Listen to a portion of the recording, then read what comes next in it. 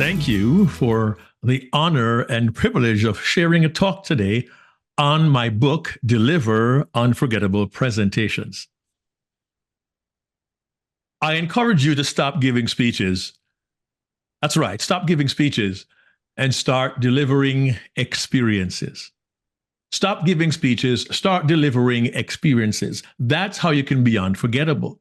And there are many components to a good presentation, an unforgettable presentation. But today I'll share just one simple idea and a supplemental thought for you.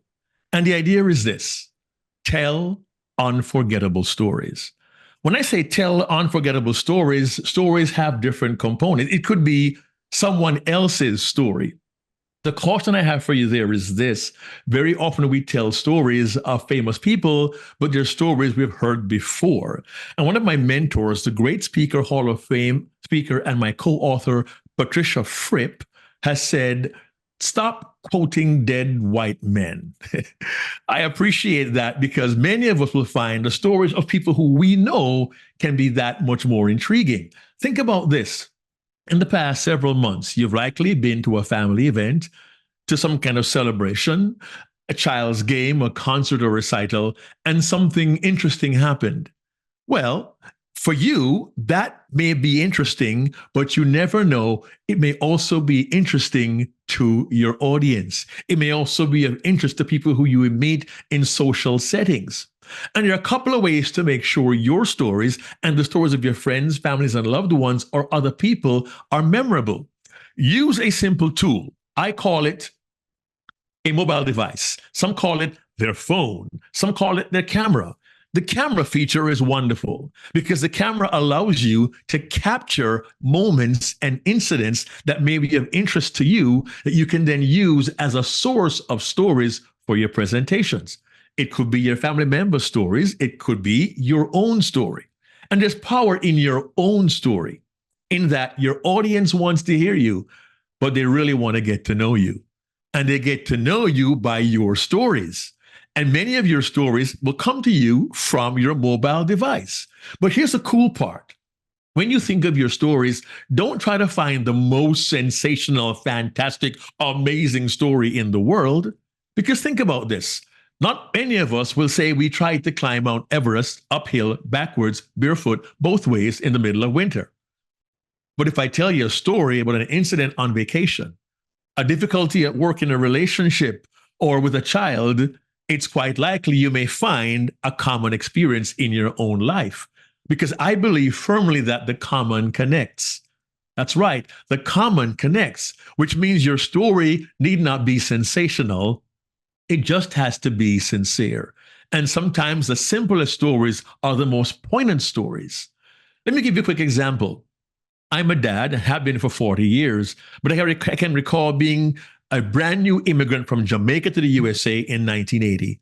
I went to live in the Bronx, New York. My dad went to live in Florida, and I was flying back home to Jamaica through Florida one day, and my dad suggested, hey, son, come by. I'll come by the airport and see you during your transit layover. I said, nah, Dad, it's going to be too short. It won't happen. You live in West Palm Beach. The airport's in Miami. It's a long drive. It won't work. I said, fine.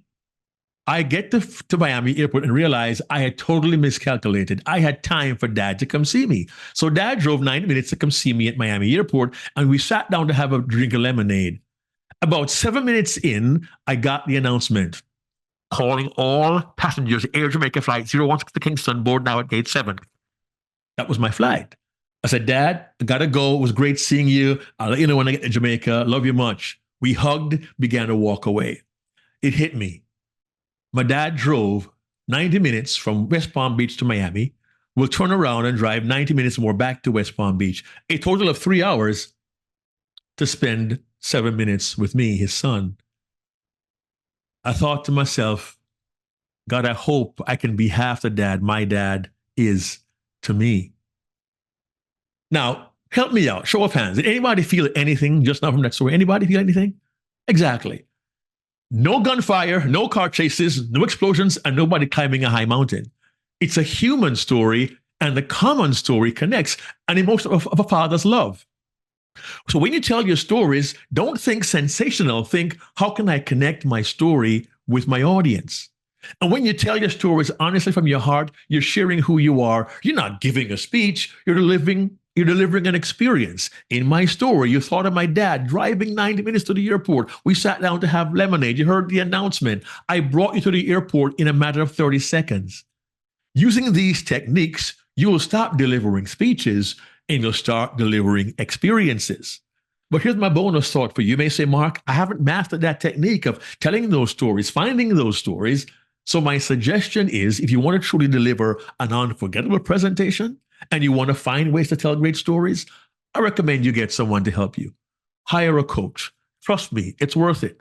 I'm not saying you don't want to hire me, but if you want to, I have no problem with that. But find someone who can help you dig into your life, find these great stories that you can then connect to your subject material, your subject matter, to your audience and their emotions, and endear you to your audience.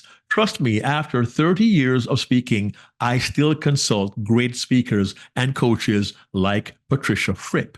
And if you do the same, I'm pretty confident eventually, by telling your story, your friends' stories, and your client stories, and telling those stories well, and getting the help that you need, I am convinced that you too will stop giving speeches and start delivering experiences. That, my friends, is how you transform a speech into an experience, and you will deliver unforgettable presentations.